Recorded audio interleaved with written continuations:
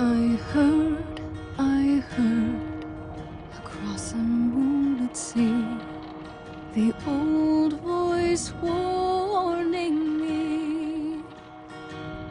Beware, beware, the daughter of the sea. Beware, beware of me. Hey guys, you got Crave here, and the pre-expansion pull from WoW is getting to me. It doesn't matter what expansion they release, as I have been a fan of the game. The interest in the game has its ups and downs, but since Wrath, I've always been there for the ride. You might say that I just have to learn some self-control in terms of giving space for other games. Anyway, recently the animated short for Jaina was released by Blizzard. Let me just say that it was the best short I've seen from the company, and Laura Bailey just brought it to a whole new level. Laura, the voice behind the character, has done some amazing work.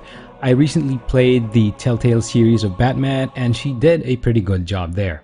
What I didn't know is that she was capable of singing pretty well. The song gives you that vibe of being in an inn as portrayed in many RPG games. It has the feel of Priscilla or other bards in The Witcher Wild Hunt, but a more somber and mellow flow with a menacing twist in the end. It basically gives you the feels.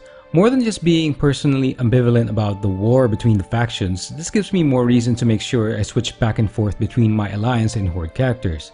In Jaina, you have a character that is motivated and is willing to go to battle and make sure her side wins. You have basically one of the most powerful, or perhaps the most powerful human mage alive at the moment, and that means the Alliance has some pretty strong firepower. Now, I really can't blame her for being vengeful. Her city in Kalimdor was obliterated. This loss of her city and so many lives alone can really cause a shift in any person's way of thinking. Imagine losing nearly everything you had been responsible for in a very destructive manner. During her rule as the leader of the Kirintor, the Sunreaver stole the Divine Bell, which would also be to the benefit of the quote-unquote Garish's Horde. To top it off, she was outvoted by the Council of Six at a time when she had aligned the Order to lean towards the Alliance. A lot had been going on in her life at the time. Jaina is a somewhat complex character who has gone through a lot. Prior to the bombing of Theramore, there were a mix of events that all led to this point.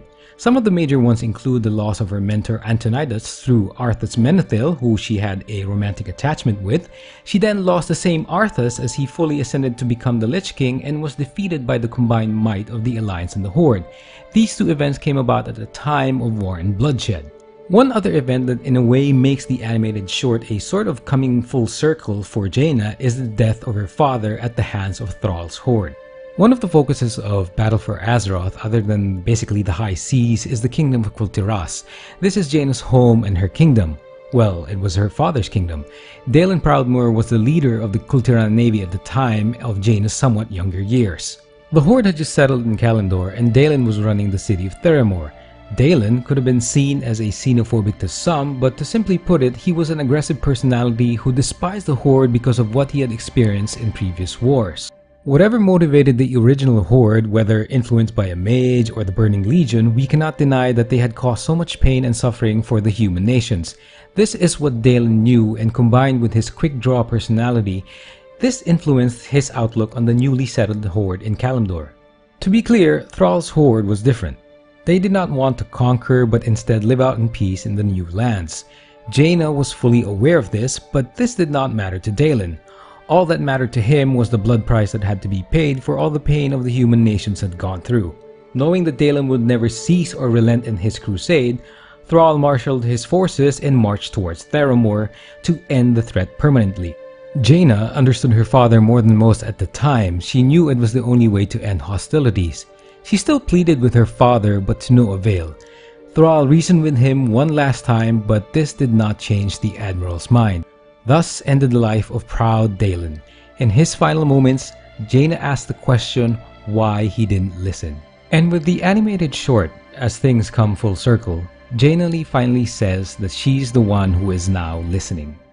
Perhaps, minus the events of the past, Jaina would be different now, or at least be more merciful if the Horde was being led by someone else, or maybe it wouldn't matter at all. Maybe she made an internal decision that is now conviction. If it's come to that point, then Battle for Azeroth will be an ascendance of a Jaina that we have never seen before. A Jaina that used to shush us because she was thinking is now a mage that unleashes all of her power without remorse or regard for the lives of her enemies. This would be a different Jaina, but not a surprising character change due to the many events in her life that led to this. I wonder if the writers at Blizzard will give her character the option to differentiate between a horde fanatic and one who has more noble intentions.